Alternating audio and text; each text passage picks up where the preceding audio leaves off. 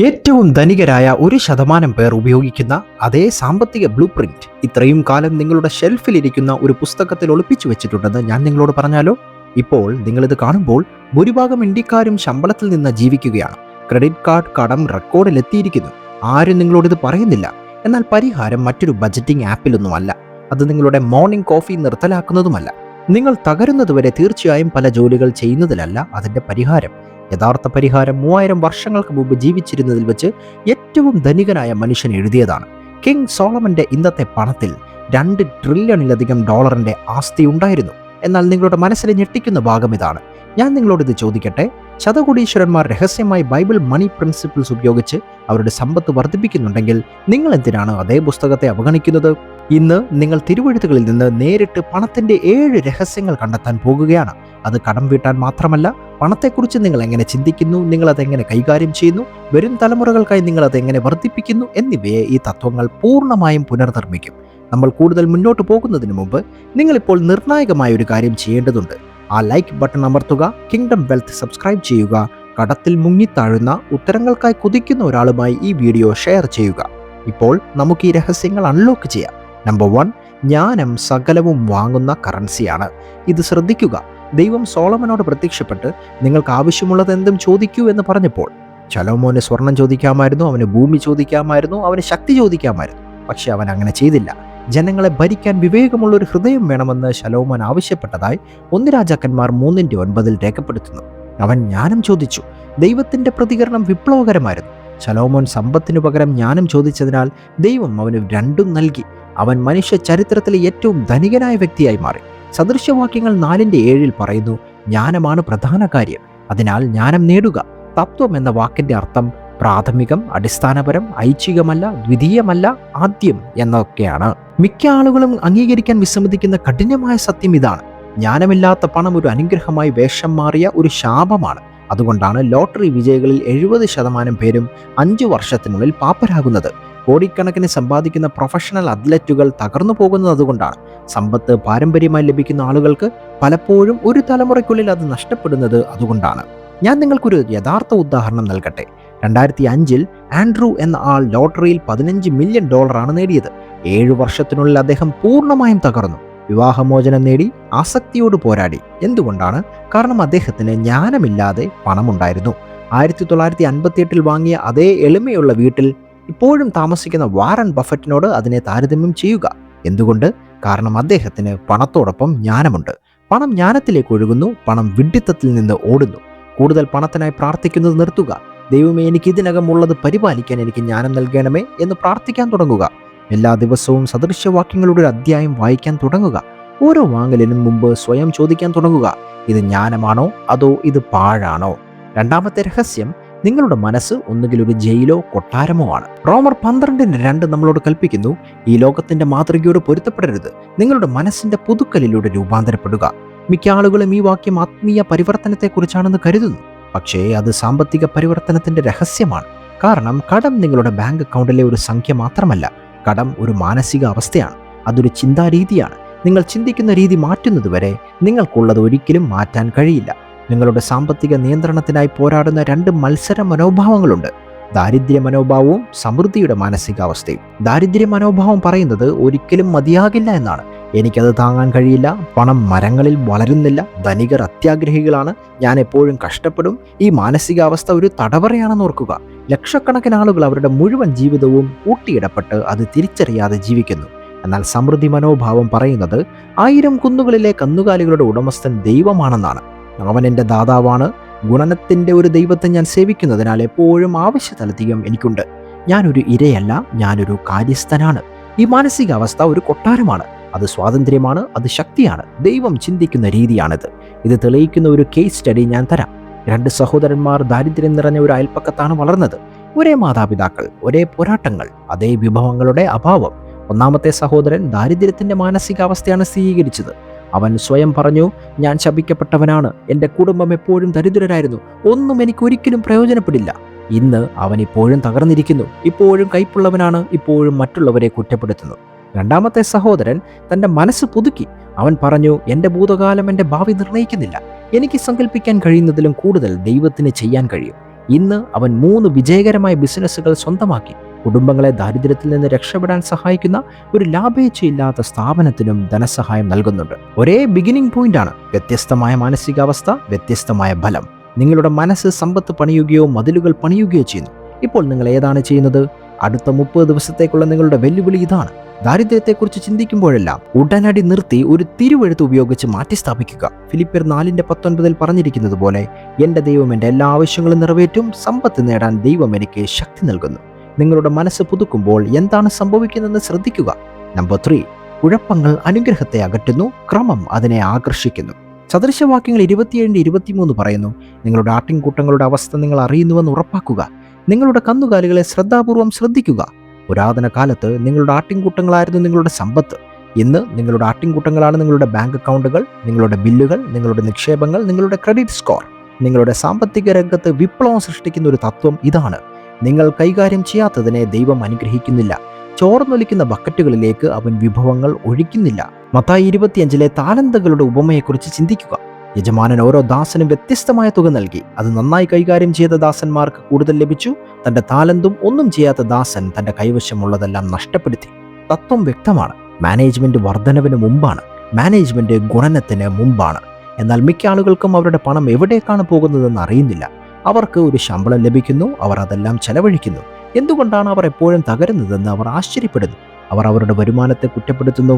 എന്നാൽ യഥാർത്ഥ പ്രശ്നം വരുന്ന തുകയല്ല, പുറത്തു പോകുന്നതിൻ്റെ നിയന്ത്രണമില്ലായ്മയാണ്. സാമ്പത്തിക കുഴപ്പം എല്ലാ ദിവസവും നിങ്ങളിൽ നിന്ന് മോഷ്ടിക്കുന്നു. നിങ്ങൾ ശ്രദ്ധിക്കുന്നത് പോലുമില്ല. സാമ്പത്തിക ക്രമം സ്ഥാപിക്കുമ്പോൾ 3 കാര്യങ്ങൾ ഉടനടി സംഭവിക്കുന്നു. 1, നിങ്ങൾ സത്യം കാണുന്നു. 2, നിങ്ങൾ നിയന്ത്രണം വീണ്ടെടുക്കുന്നു. 3, നിങ്ങൾ അനുഗ്രഹത്തിനായി നിങ്ങളെ തന്നെ സ്ഥാപിക്കുന്നു. കാരണം സദൃശവാക്യങ്ങൾ 3:9-10 വാക്യങ്ങൾ പറയുന്നു, നിന്റെ സമ്പത്ത് കൊണ്ടും നിന്റെ എല്ലാ വിളകളുടെയും ആദ്യബലം കൊണ്ടും കർത്താവിനെ ബഹുമാനിക്കുക. അപ്പോൾ നിന്റെ കളപ്പുരകൾ നിറഞ്ഞുകവയും. ദ്വാരങ്ങളുള്ള ഒരു കളപ്പുര നിങ്ങൾക്ക് നിറയ്ക്കാൻ കഴിയില്ല. ദ്വാരങ്ങൾ പരിഹരിക്കുക, ക്രമം സ്ഥാപിക്കുക, അനുഗ്രഹ പ്രവാഹം കാണുക. സീക്രട്ട് നമ്പർ 4, ഓരോ രൂപയും ഒരു പട്ടാളക്കാരനാണ്. നിങ്ങൾ സൈന്യാധിപനാണ്. സദൃശവാക്യങ്ങൾ 21:20 പറയുന്നു, ജ്ഞാനികൾ മികച്ച ഭക്ഷണവും ഒലിവെണ്ണയും സംഭരിക്കുന്നു, എന്നാൽ വിഡ്ഢികൾ അവരുടേത് വിഴുങ്ങുന്നു. ഇത് മനഃപൂർവ്വം ചെലവഴിക്കുന്നതിനെ കുറിച്ചാണ്. മിക്ക ആളുകളും പണം തങ്ങളെ നിയന്ത്രിക്കാൻ അനുവദിക്കുന്നു. അവർ അത് കാണുന്നു, ചെലവഴിക്കുന്നു. എന്നാൽ ബുദ്ധിമാനായ ആളുകൾ അവരുടെ പണം നിയന്ത്രിക്കുന്നു. അവർ അത് എവിടേക്ക് പോകണമെന്നും പറയുന്നു. എല്ലാം മാറ്റുന്ന ചട്ടക്കൂട് ഇതാണ്: 10:10:80 എന്ന നിയമം. 10% കൊടുക്കുന്നതിന്, 10% സമ്പാദ്യത്തിനും നിക്ഷേപത്തിനും, 80% ജീവിത ചെലവുകൾക്ക്. ഇപ്പോൾ നിങ്ങളിൽ ചിലർ അത് അസാധ്യമാണെന്ന് ചിന്തിക്കുന്നു. ഞാൻ കഷ്ടിച്ചാണ് 100% കൊണ്ട് അതിജീവിക്കുന്നത്, 80% കൊണ്ട് എനിക്ക് എങ്ങനെ ഇനി ജീവിക്കാൻ കഴിയും? എന്നാൽ ഇതാണ് രഹസ്യം. നിങ്ങൾക്ക് അധിക പണമുള്ളതിനാൽ ഈ ഫോർമുല പ്രവർത്തിക്കുന്നില്ല. ഈ ഫോർമുല പ്രവർത്തിച്ചുകൊണ്ട് നിങ്ങൾ അധിക പണം സൃഷ്ടിക്കുകയാണ്. ആദ്യം 10% നൽകാൻ നിങ്ങൾ പ്രതിജ്ഞാബദ്ധരാകുമ്പോൾ നിങ്ങൾ ലൂക്കോസ് 6:38 അമാനുഷിക തത്വം സജീവമാക്കുന്നു. കൊടുക്കുക, അത് നിങ്ങൾക്ക് ലഭിക്കും. ഒരു നല്ല അളവ് അമർത്തി കുലുക്കി ഒഴുകി നിങ്ങളുടെ മടിയിലേക്ക് ഒഴിക്കും. 10% ലാഭിക്കാൻ നിങ്ങൾ പ്രതിജ്ഞാബദ്ധരാകുമ്പോൾ നിങ്ങൾ പാഴാക്കൽ കുറയ്ക്കാനും ചോർച്ചകൾ ഇല്ലാതാക്കാനും ബാക്കിയുള്ള 80% ഉപയോഗിച്ച് മികച്ച തീരുമാനങ്ങൾ എടുക്കാനും നിങ്ങളെ തന്നെ നിർബന്ധിക്കുന്നു. ഞാനൊരു സാക്ഷ്യം പങ്കുവയ്ക്കാം. സാറ ഒരു വർഷം $38,000 സമ്പാദിക്കുന്ന ഒരു അമ്മയായിരുന്നു. അവർക്ക് $17,000 ക്രെഡിറ്റ് കാർഡ് കടമുണ്ടായിരുന്നു. അവർ മുങ്ങിത്താഴുകയായിരുന്നു. പിന്നെ അവർ 10:10:80 എന്ന നിയമം ആരംഭിച്ചു. ആദ്യത്തെ ശമ്പളം അവൾ തൻ്റെ പള്ളിക്ക് 10% നൽകി. അവൾ 10% സ്വയമേവ ലാഭിച്ചു. 80% ജീവിക്കാൻ അവൾ പ്രതിജ്ഞാബദ്ധയായി.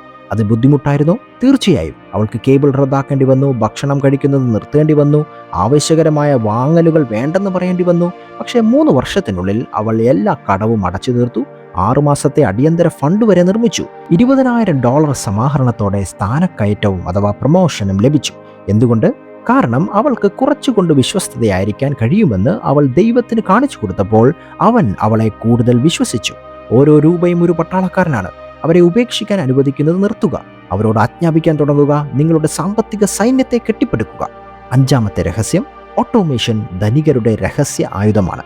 സദൃശവാക്യങ്ങൾ 13:11 പറയുന്നു, സത്യസന്ധമല്ലാത്ത പണം കുറയുന്നു, എന്നാൽ പണം ക്രമേണ ശേഖരിക്കുന്നവൻ അതിനെ വളർത്തുന്നു. ക്രമേണ എന്ന വാചകമാണ് ശ്രദ്ധിക്കേണ്ടത്. ഇത് സ്ഥിരതയെക്കുറിച്ചാണ്, ശീലങ്ങളെക്കുറിച്ചാണ്. ഇച്ഛാശക്തിയോ ഓർമ്മശക്തിയോ ആവശ്യമില്ലാതെ യാന്ത്രികമായി പ്രവർത്തിക്കുന്ന സംവിധാനങ്ങളെക്കുറിച്ചാണ്. ദാനിയേലിനെ ബാബിലോണിലെ ഏറ്റവും വിജയകരമായ നേതാവാക്കിയത് എന്താണെന്ന് നിങ്ങൾക്കറിയാമോ? ദാനിയേൽ 6:10 നമ്മളോട് പറയുന്നു, അവനൊരു ദിവസം 3 തവണ മുട്ടുകുത്തി പ്രാർത്ഥിച്ചു. ഒരേ സമയം അതേ സ്ഥിരത, അതേ പ്രതിബദ്ധത ഒരിക്കലും നഷ്ടപ്പെടുത്തിയില്ല. ആ സ്ഥിരത അവനെ കുലുക്കമില്ലാത്തവനാക്കി. നിങ്ങളുടെ പണത്തിനും ഇതേ തത്വം ബാധകമാണ്. നിങ്ങളുടെ വിശ്വസ്തത ഓട്ടോമേറ്റ് ചെയ്യേണ്ടതുണ്ട്. ശമ്പള ദിനത്തിൽ ഓട്ടോമാറ്റിക് ട്രാൻസ്ഫറുകൾ സജ്ജമാക്കുക. 10% നിങ്ങളുടെ പള്ളിയിലേക്ക്, 10% സമ്പാദ്യത്തിലേക്ക്. പണം കാണുന്നതിന് മുമ്പ്, അത് ചെലവഴിക്കാൻ കഴിയുന്നതിന് മുമ്പ്, ഈ മാസം നിങ്ങൾക്കത് എന്തുകൊണ്ട് ആവശ്യമാണെന്ന് യുക്തിസഹമായി മനസ്സിലാക്കാൻ കഴിയുന്നതിന് മുമ്പ് നിങ്ങളുടെ ബില്ലുകൾ ഓട്ടോമേറ്റ് ചെയ്യുക. നിങ്ങളുടെ നിക്ഷേപങ്ങൾ ഓട്ടോമേറ്റ് ചെയ്യുക. ഇത് പ്രധാനമാകുന്നതിൻ്റെ കാരണം ഇതാണ്. പണം സ്വമേധയാ ലാഭിക്കുന്ന ആളുകൾ അവരുടെ വരുമാനത്തിൻ്റെ 5% താഴെ മാത്രമേ ലാഭിക്കുന്നുള്ളൂ എന്ന് പഠനങ്ങൾ കാണിക്കുന്നു. എന്നാൽ സമ്പാദ്യം ഓട്ടോമേറ്റ് ചെയ്യുന്ന ആളുകൾ 15 മുതൽ 20% വരെ അവർ ലാഭിക്കുന്നുണ്ട്. Secret number 6. അടഞ്ഞ വാതിലുകൾ തുറക്കുന്ന താക്കോലാണ് അനുസരണം. സദൃശവാക്യങ്ങൾ 3-ന്റെ 5-ഉം 6-ഉം വാക്യങ്ങൾ പറയുന്നു, പൂർണ്ണ ഹൃദയത്തോടെ കർത്താവിൽ ആശ്രയിക്കുക, സ്വന്തം വിവേകത്തിൽ ഊന്നരുത്. നിന്റെ എല്ലാ വഴികളിലും അവന് കീഴടങ്ങുക, അവൻ നിന്റെ പാതകളെ നേരെയാക്കും. സാമ്പത്തികം അർത്ഥശൂന്യമാകുമ്പോൾ പോലും ഇത് സമൂലമായ അനുസരണത്തെക്കുറിച്ചാണ്. അബ്രഹാമിനെ കുറിച്ച് ചിന്തിക്കുക. ദൈവം പറഞ്ഞു, നിന്റെ ദേശത്തെയും ജനത്തെയും നിന്റെ പിതാവിൻ്റെ കുടുംബത്തെയും വിട്ട് ഞാൻ കാണിച്ചു തരുന്ന ദേശത്തേക്ക് പോകുക എന്ന് ഉൽപ്പത്തി 12-1 രേഖപ്പെടുത്തുന്നു. അഡ്രസ് ഇല്ല, ഭൂപടമില്ല, ഗ്യാരണ്ടി ഇല്ല, അനുസരണം മാത്രമാണ്. ആ അനുസരണയുടെ ഒരു പ്രവൃത്തി ആയിരക്കണക്കിന് വർഷങ്ങളായി കോടിക്കണക്കിന് ആളുകളെ അനുഗ്രഹിച്ച ഒരു ഉടമ്പടി സൃഷ്ടിച്ചു. അദ്ദേഹത്തിന്റെ യുക്തിക്ക് ഒരിക്കലും കഴിയാത്തത് അദ്ദേഹത്തിന്റെ അനുസരണം വെളിപ്പെടുത്തി. ഇനി ഇത് നിങ്ങളുടെ പണത്തിൽ പ്രയോഗിക്കുക. ചിലപ്പോൾ നല്ല ശമ്പളം നൽകുന്നതും എന്നാൽ നിങ്ങളുടെ സമഗ്രതയെ വിട്ടുവീഴ്ച ചെയ്യുന്നതുമായ ഒരു കരാർ നിരസിക്കാൻ ദൈവം നിങ്ങളോട് പറയും. ചിലപ്പോൾ സുരക്ഷ നൽകുന്നതും എന്നാൽ നിങ്ങളുടെ ആത്മാവിനെ നശിപ്പിക്കുന്നതുമായ ഒരു ജോലി ഉപേക്ഷിക്കാൻ അവൻ നിങ്ങളോട് പറയും. ഇതാ ഒരു പരീക്ഷണം. നിങ്ങൾ ഉടൻ അനുസരിക്കുമോ അതോ ചർച്ച നടത്തുമോ? മാർക്കസ് എന്ന ഒരു ബിസിനസ്സുകാരൻ, അദ്ദേഹത്തിന് $50,000 ഇടപാട് മേശപ്പുറത്തുണ്ടായിരുന്നു. കരാർ ഒപ്പിട്ടു, പണം വരികയായിരുന്നു. പക്ഷേ പ്രാർത്ഥനയിൽ ദൈവം വ്യക്തമായി പറഞ്ഞു, പോകൂ. മാർക്കസ് വാദിച്ചു, അദ്ദേഹം ന്യായവാദം ചെയ്തു, പഴുതുകൾ കണ്ടെത്താൻ അദ്ദേഹം ശ്രമിച്ചു. പക്ഷേ ദൈവം വേണ്ട എന്ന് പറഞ്ഞുകൊണ്ടിരുന്നു. ഒടുവിൽ മാർക്കസ് അനുസരിച്ചു. അദ്ദേഹം കരാർ റദ്ദാക്കി. 2 ആഴ്ച കഴിഞ്ഞപ്പോൾ കമ്പനി വഞ്ചനയ്ക്ക് ഫെഡറൽ അന്വേഷണത്തിലാണെന്ന് അദ്ദേഹം കണ്ടെത്തി. ആ പണം അദ്ദേഹം എടുത്തിരുന്നെങ്കിൽ അദ്ദേഹത്തിന്റെ മുഴുവൻ ബിസിനസ്സും നശിപ്പിക്കപ്പെടുമായിരുന്നു. അനുസരണം ദൈവിക സംരക്ഷണം തുറക്കുന്നു. അനുസരണം അമാനുഷിക കരുതൽ തുറക്കുന്നു. നിങ്ങളുടെ റെസ്യൂമെ നിങ്ങളെ ഒരിക്കലും യോഗ്യരാക്കാത്ത അവസരങ്ങൾ വരെ തുറക്കുന്നു. സാമ്പത്തികമായ അർത്ഥവത്താണോ എന്നതല്ല ചോദ്യം, ദൈവം അത് പറഞ്ഞോ എന്നതാണ് ചോദ്യം. കാരണം ദൈവം സംസാരിക്കുകയും നിങ്ങളത് അനുസരിക്കുകയും ചെയ്യുമ്പോൾ അസാധ്യതകൾ അനിവാര്യതകളായി മാറുന്നു. Secret number 7. ഔദാര്യം സ്വർഗത്തിന്റെ നാണയമാണ്. പ്രകൃതി സാമ്പത്തിക ശാസ്ത്രത്തെ തകർക്കുന്ന രഹസ്യമാണത്. 2 കൊരിന്ത്യർ 9:6 പറയുന്നു, മിതമായി വിതയ്ക്കുന്നവൻ മിതമായി കൊയ്യും, ഔദാര്യമായി വിതയ്ക്കുന്നവൻ ഔദാര്യമായി കൊയ്യും. കടത്തിലായിരിക്കുമ്പോൾ നൽകുന്നത് ഭ്രാന്തമായി തോന്നുന്നു. വാടക നൽകാൻ കഴിയാതെ വരുമ്പോൾ നൽകുന്നത് നിരുത്തരവാദപരമായി തോന്നുന്നു. എന്നാൽ വിശ്വാസം യുക്തിയിൽ നിന്ന് വേർതിരിക്കുന്നത് ഇവിടെയാണ്. ഔദാര്യം എന്നത് മതിയായതിനെക്കുറിച്ചല്ല. ഔദാര്യം എന്നത് ഒരു ആത്മീയ നിയമം സജീവമാക്കുന്നതിനെക്കുറിച്ചാണ്. വിതയ്ക്കുകയും കൊയ്യുകയും ചെയ്യുന്ന നിയമം. നിങ്ങൾ നൽകുമ്പോൾ നിങ്ങൾക്ക് പണം നഷ്ടപ്പെടുന്നില്ല. നിങ്ങൾ അത് നിങ്ങളുടെ ഭൗമിക അക്കൗണ്ടിൽ നിന്ന് നിങ്ങളുടെ സ്വർഗീയ അക്കൗണ്ടിലേക്ക് മാറ്റുകയാണ്. നിങ്ങളുടെ സ്വർഗീയ അക്കൗണ്ടിന് പരിധിയില്ലാത്ത പലിശയും പരിധിയില്ലാത്ത വരുമാനവും പരിധിയില്ലാത്ത പ്രവേശനവുമുണ്ട്. മലാക്കി 3:10 ഇത് തെളിയിക്കുകയാണ്. ദശാംശം മുഴുവനും ഭണ്ഡാരത്തിലേക്ക് കൊണ്ടുവന്ന് ഇതിൽ എന്നെ പരീക്ഷിക്കൂ എന്ന് സർവശക്തനായ കർത്താവ് അരുളി ചെയ്യുന്നു. ഞാൻ സ്വർഗത്തിന്റെ വാതിലുകൾ തുറന്ന് അത് സംഭരിക്കാൻ പര്യാപ്തമായ ഇടമില്ലാത്ത വിധം വളരെയധികം അനുഗ്രഹം ചൊരിയുകയില്ലേ എന്ന് നോക്കൂ. നിങ്ങൾക്കത് മനസ്സിലായോ? എന്നെ പരീക്ഷിക്കൂ, പരീക്ഷിച്ചു നോക്കൂ, ഞാൻ വിശ്വസ്തനാണോ എന്ന് നോക്കൂ എന്ന് ദൈവം തിരുവെഴുത്തിൽ പറയുന്ന ഒരേ ഒരു സ്ഥലമാണിത്. നിങ്ങളെ തകർക്കുന്ന ഒരു കഥ ഞാൻ പറയാം. ജെയിംസും ലിൻഡയും എന്ന ദമ്പതികൾക്ക് $32,000 കടമുണ്ടായിരുന്നു. അവർ കഷ്ടിച്ചാണ് അതിജീവിച്ചത്. തുടർന്ന് അവരുടെ സഭ ഒരു നിർമ്മാണ യജ്ഞം സ്ഥാപിക്കുകയും ത്യാഗപരമായ ദാനം ആവശ്യപ്പെടുകയും ചെയ്തു. ദൈവം തന്നോട് $1,000 നൽകാൻ പറഞ്ഞതായി ജെയിംസിന് തോന്നി. ലിൻഡയ്ക്ക് ഭ്രാന്താണെന്ന് കരുതി. അവരുടെ കൈവശം $1,000 ഇല്ലായിരുന്നു. പക്ഷെ ജെയിംസ് പറഞ്ഞു, നമുക്കനുസരിക്കുകയും ദൈവം നീങ്ങുന്നത് കാണുകയും ചെയ്യാം. അവർ $1,000 നൽകി. അതേ ആഴ്ച ജെയിംസിന് $8,000 സമാഹരണത്തോടെ അപ്രതീക്ഷിത സ്ഥാനക്കയറ്റം ലഭിച്ചു. 3 മാസങ്ങൾക്ക് ശേഷം അവർ മറന്നുപോയ ഒരു പഴയ ഡിപ്പോസിറ്റ് മച്യൂരിറ്റി പ്രാപിച്ചു. $12,000 ഒരു ചെക്ക് അവർക്ക് ലഭിച്ചു. ഒരു വർഷത്തിനുള്ളിൽ അവർ $32,000 കടം മുഴുവൻ അടച്ചു തീർത്തു. യാദൃച്ഛികമാണോ? ഇല്ല. ത്യാഗപരമായ ഔദാര്യത്താൽ ഉളവാക്കുന്ന അമാനുഷിക ഗുണനം. നിങ്ങളുടെ ദാനം നിങ്ങളുടെ വിഭവങ്ങളെ കുറയ്ക്കുന്നില്ല. നിങ്ങളുടെ ദാനം സ്വർഗത്തിന്റെ വിഭവങ്ങളെ സജീവമാക്കുന്നു. നിങ്ങൾക്ക് നൽകാൻ കഴിയുമോ എന്നതല്ല ചോദ്യം, ദാനം ചെയ്യാൻ തുടങ്ങാതിരിക്കാൻ നിങ്ങൾക്ക് കഴിയുമോ എന്നതാണ് ചോദ്യം. ദൈവം എന്താണ് ചെയ്യുന്നത് എന്ന് കണ്ടു മനസ്സിലാക്കുക. ഈ ബൈബിൾ രഹസ്യങ്ങൾ നിങ്ങളെ പ്രബുദ്ധരാക്കിയെങ്കിൽ നിശ്ചയമായും വീഡിയോ ലൈക്ക് ചെയ്യുക. താഴെ കമന്റ് ബോക്സിൽ ഒരു കമന്റ് രേഖപ്പെടുത്തുക. ദൈവം നിങ്ങളെ അനുഗ്രഹിക്കട്ടെ.